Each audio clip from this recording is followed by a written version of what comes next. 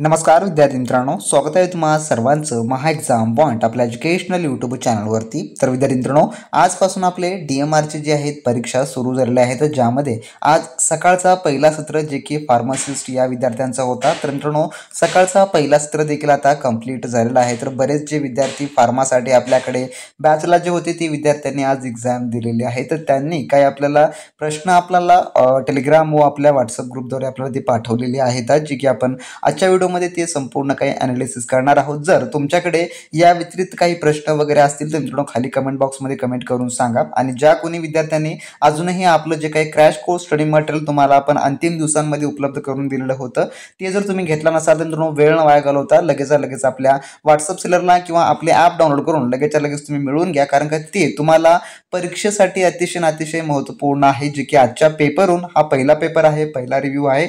बऱ्याच विद्यार्थ्यांना त्याचा फायदा हा सकाळच्या सत्रामध्ये झालेला आहे मित्रांनो। त्यामुळे तुमची अपकमिंग असेल तर लगेच कॉन्टॅक्ट करून ते सर्व काही मिळवून घ्या। तर मित्रांनो, पाहू आपण आजच्या या व्हिडिओमध्ये की नेमका कसा होता सकाळचा पेपर। तर ज्यामध्ये आपण पाहू आता मराठी सेक्शन सुरुवातीला जे काही टेक्निकल नॉन टेक्निकल दोन्हीचाही फॉर्मॅट आपल्याकडे उपलब्ध आहे। तर टेक्निकल मध्ये देखील आपण प्रश्न कसे होते ते देखील मी तुम्हाला थोडक्यात सांगणार आहे। तर मराठीमध्ये जे समानार्थी शब्द यावर 2 प्रश्न विचारण्यात आले होते। तर विरुद्धार्थी हे देखील 2, जे की नभ या प्रश्नाचा विरुद्धार्थी शब्द थोडक्यामध्ये विचारण्यात आलेला होता। तर हा जो नॉन टेक्निकलचा पेपर फॉर्मॅट आहे, ज्यामध्ये तुम्हाला 15 प्रश्न जे की प्रत्येकी सेक्शनवरून येणारे आहेत। तर 15 प्रश्नामधले कोणतेही प्रश्न जास्तीत जास्त वेटेचे असू शकतात किंवा त्यावर प्रश्न देखील असू शकत नाही, हे देखील तुम्ही लक्षात ठेवून घ्या। तर यावर त्यानंतर उतारा देखील थोडक्यामध्ये आलेला होता। त्यानंतर प्रयोगावर तुम्हाला 2 प्रश्न आलेले होते आणि म्हणीवर प्रश्न आलेला होता आणि एक शब्द निवडा। तर शब्द समूहाबद्दल एक शब्द निवडा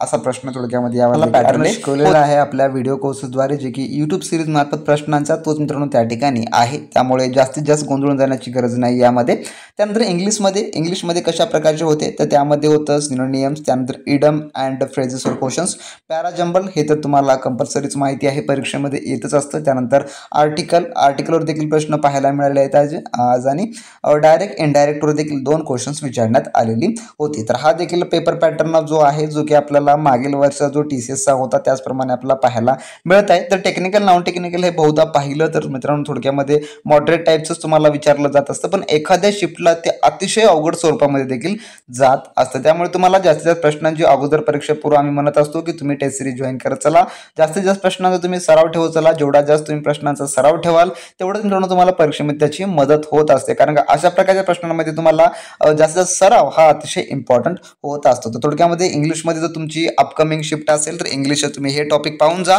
मराठी व्याकरणाचे वर दिलेले तुम्ही टॉपिक पाहून जा, जेणेकरून तुम्हाला त्याचा लाभ हा त्या ठिकाणी होणारा असेल। त्यानंतर पाहू आपण जीकेचे क्वेश्चन्स। आता जीकेचे क्वेश्चन्स कोणकोणते विचारण्यात आलेले होते त्यामध्ये पहिला प्रश्न जो की आपण या ठिकाणी नोंदवलेला आहे, जो की राष्ट्रीय सागरी सप्ताह कधी साजरा केला जातो यावर आधारित हा प्रश्न।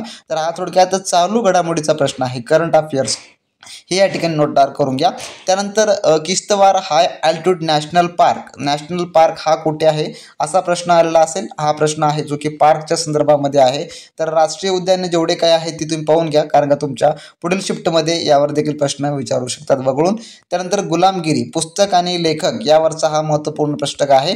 तर गुलामगिरी या पुस्तकाचे लेखक कोण आहेत असा देखील प्रश्न तुम्हाला परीक्षेमध्ये विचारला जाऊ शकतो अपकमिंग, किंवा याला वगळून दुसऱ्या जेवढे काही महत्त्वपूर्ण पुस्तक व लेखक आहेत ते देखील तुम्ही पाहून घ्या, कारण का तुम्हाला त्यावर देखील प्रश्न येऊ शकतात। तर जे कोणी विद्यार्थी आपला क्रॅश कोर्स घेतील त्यामध्ये आपण स्पेशली जेवढे काही महत्त्वपूर्ण पुस्तक आहेत ते सर्व काही आपण त्यामध्ये तुम्हाला लिहून पाठवलेलं आहे मित्रांनो। त्यामुळेच आम्ही म्हणतो की कोर्स जॉईन करून घेत चला, डिस्काउंट प्राइस ऑफर प्राइस जेवढे काही चालत असते त्यावर तुम्ही मिळवून घेत चला, कारण का ते तुम्हाला येणाऱ्या तुमच्याच परीक्षेसाठी अतिशय बेनिफिशियल असतं, जे की आज बऱ्याच विद्यार्थ्यांना त्याचा फायदा देखील झालेला आहे।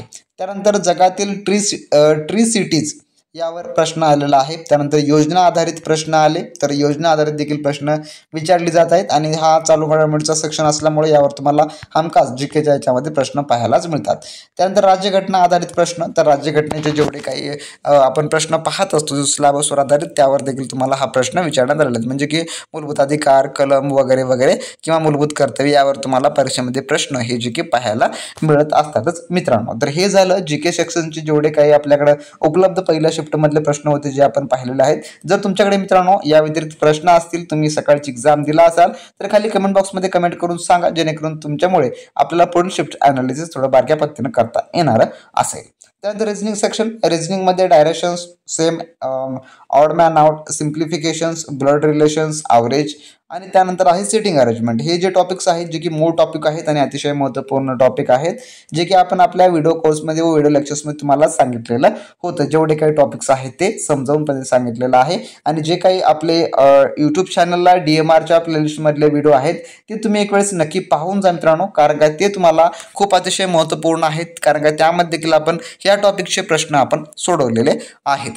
त्यानंतर आपण पाहू टेक्निकल. तर टेक्निकल सेक्शन कसा होता, तर टेक्निकलमध्ये जे थोड्यात मॉडरेट टाईपमध्ये क्वेश्चन्स होते आणि पेपर जो आहे तो छान गेलेला आहे. तर टेक्निकल सेक्शन्स, तुमचा जो टेक्निकलचा जो आपला पॅटर्न आहे जो काही TCSने दिलेला, तर त्यावरच्या आधारे जेवढे काही टॉपिक्स आहेत आणि इम्पॉर्टंट आहे फार्मालॉजिकल जे ॲक्ट वगैरे आहेत का त्यावर देखील प्रश्न येत आहेत. तर आता टेक्निकलमध्ये जो काही तुमचा टेक्निकल असेल, ज्यामध्ये MSW असेल, डायटेशियन्स असेल किंवा ड्रायव्हरचं टेक्निकल असेल किंवा तुमचं जे काही टेक्निकल असेल किंवा तुमचं फार्मसीचं असेल, तर मित्रांनो तुम्हाला सांगतो टेक्निकलमध्ये फक्त तुम्ही आपलं टेक्निकल MCQ क्वेश्चन बँक, जो की आपण फार्मासाठी तब्बल त्यामध्ये 2000 प्रश्नांचा टेक्निकल क्वेश्चन बँक दिलेला आहे आणि त्याचाच मित्रांनो आज विद्यार्थ्यांना फायदा झालेला आहे. तर MSWचा असो, डायटेशियन्स असो किंवा इतर कोणत्याही पोस्ट असो, त्या सर्वांसाठीच आजचा पेपरमध्ये आपला टेक्निकल हा खूप महत्त्वपूर्ण भूमिका बजावलेला आहे. त्यामुळे तुमची अपकमिंग शिफ्ट असेल तर आपला ॲप डाउनलोड करून देखील तुम्ही कोर्स घेऊ शकता किंवा आपल्या व्हॉट्सअप सेलर थ्रू देखील तुम्ही त्या ठिकाणी